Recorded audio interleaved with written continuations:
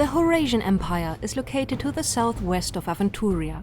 It is considered the most advanced nation of the continent, and yet it is also, in a way, the oldest. It was here that the first settlers from the Gildan land founded their new colony. It is named after its ruler, the so-called Horas.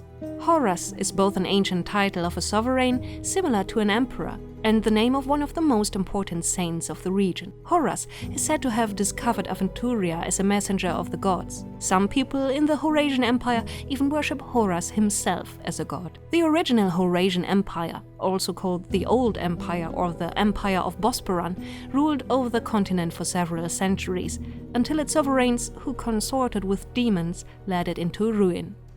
Rebellious provinces became the Midden Realm, which has grown far more important than the Old Empire. The fall of this ancient nation influences the Aventuria of today, including its calendar. The years are counted since the fall of Bosporan, the year the Old Empire ceased to be.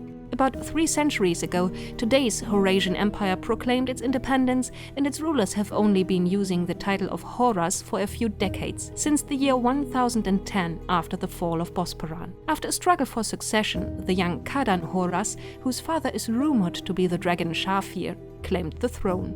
The Horasian Empire likes to appear more modern and open-minded than the rest of Aventuria. The most influential deity is Hesinde, goddess of wisdom and erudition. The lifestyle of the nobility is more grandiose than in the Midden Realm, and the important topics in court are rather fashion, dance, poetry, science, or archaeology. The mild climate, the wealth, and the influence of the goddess of love, Raya, shape the culture as well. Still, the Horasian people are fighters of great renown, although they prefer an épée to a broadsword, and a knight is called a cavalier. Even farther south, the Empire of Al-Anfa, consisting of the city of Al-Anfa, its colonies and vassals, is located in the humid climate of the stretch of land called Meridiana. The city, also known as the Boil of the South, is the second largest of the continent and probably its richest. The incredible wealth of the grandee families who lord over the city is based on slavery, exploitation, and piracy. The common people are kept in poverty, their misery sated with bloody gladiatorial fights. To bolster its position as ruler of the south, the empire employs a grand armada of battleships and a strong army. With all these extremes, it seems fitting that the god of death, Boron, is considered the highest of all gods in Al-Anfa. His highest sanctified priest, the Patriarch, co-rules the city. The debauchery of the nobility and the cruelty of the troops have earned the inhabitants of the empire a bad reputation in the north, where they are seen as little better than demon worshippers. A covenant of Al-Anfa and several other city-states of the south form the Black Alliance.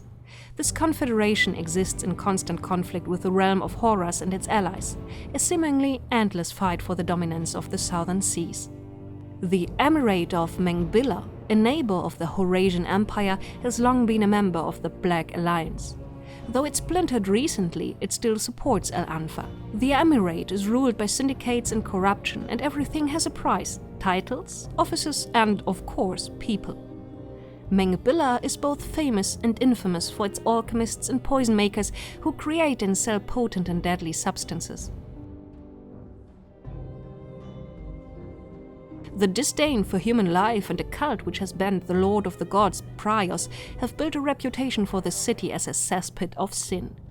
Here one will find the darkest abyss of humanity, and also a surprising great wealth of knowledge.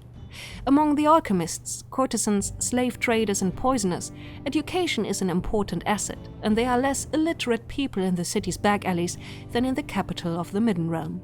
Together, the Black Alliance and the Emirate of Mengbilla, with their love for intoxication and death cults, form a counterweight to the righteous knights of the north. It is this balance that makes Aventuria a place of great controversy and great adventure.